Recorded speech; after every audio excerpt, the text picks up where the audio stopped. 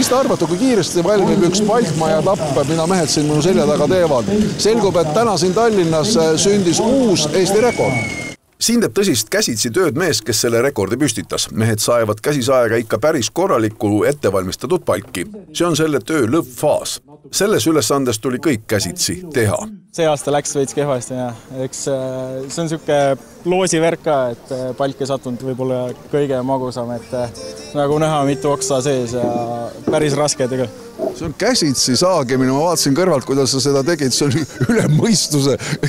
Selliseid töömehi Eestis ka veel olemas on, kes oskavad käsitsi niimoodi. No näed, siin palju meid oli täna 10 või mõned veel on. Aga seal sinu või sellel tabelil ilutseb selline tulemus nagu 17.55. Ma ei tea, kas see nüüd Eesti rekord on, aga see on just masinatega tehtud siis need samad tapid. No, puhas aeg oli 15, 2 minutit said seal trahvi. No see on midagi üle mõistuse. No peaks vist olema uus rekord, jah. Et siiamaani oli vist 18.55 parim. Et nüüd läks nii. Kindlasti selliselt need mehed igapäevaselt oma ettevõttes ei tööta. See on rohkem selline põnev hobi. Palkmajade ehitus on Eestis olnud läbi aegade populaarne. Meil lihtsalt ajalooliselt on see soodumus.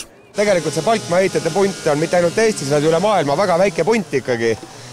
Ja väike kribelus on ikkagi sees, et tahaks ju mingisugust värjelust ellu juurde, et loomulikult ta on ka seda, et kes on parim. Aga pigem ta on ikkagi see üritus, et see on see meie asi, mida kõik teevad koos ja väga paljud nendest, kes siin täna võistlevad, on siia kaasatud olnud, eks ju. Et selles mõttes ta on kahe otsaga kahte eesmärki kindlasti täitev.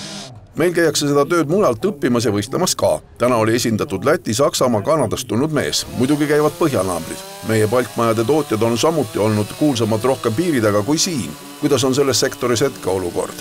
Võib-olla vahepealsel ajal tõesti see huvi jõudnud lepinguteni ja reaalselt ülekanneteni, aga see kõik on ühe teistpidi hästi hea trendi nagu tinginud jällegi, et kui meie suurtootjate jaoks ikkagi oli välisturg, oli põhiturg, mis nagu ikkagi kuskil 9% toodangust läks välja, siis täna me teeme jälle Eestisse ja meil on selle üle nagu väga hea meel tegelikult.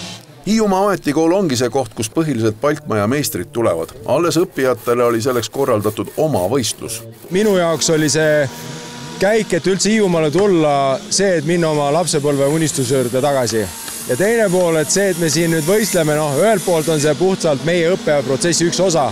Ja võiks ütelda kohustuslik, ja kolmandaks võib-olla isegi võib ütelda, et see, et me tegelikult kõik koos õpime ja siis üksteise vahel võistleme, et selles mõttes on ikkagi ka põnev.